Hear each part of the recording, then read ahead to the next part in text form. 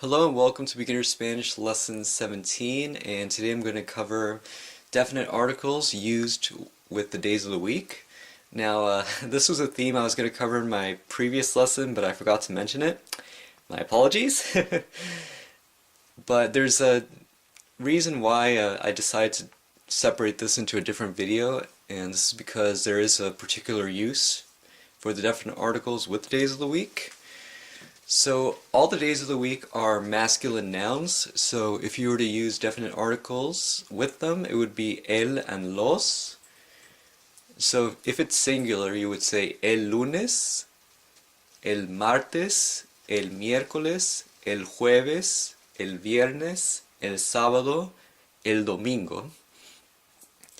And if you're referring to several days, then with most of the days you don't have to change the endings because the only thing you have to do is change the articles, but there are two exceptions. So if you want to say several Mondays, you would say los lunes, and the same with Tuesday, los martes, los miércoles, los jueves, los viernes. And with Saturday and Sunday you do have to add an S to it, so it would be los sábados and los domingos. Here are a few examples on how changing the definite article can change the meaning of a sentence.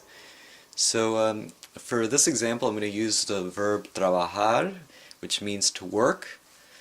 And in the first person singular it would be yo trabajo, which means I work. I'll explain how to conjugate regular verbs in a later video, but for now I'm just going to use this as an example. If you were to say yo trabajo el lunes, this would mean I work on Monday. Now in this context it could mean that you're working on Monday one time or always.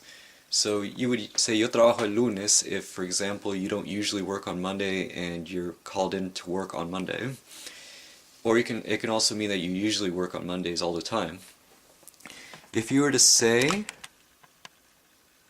yo trabajo los lunes, it means I work on Mondays, so in this context you're saying that you always work on Monday. Es todo por ahora, ciao for now.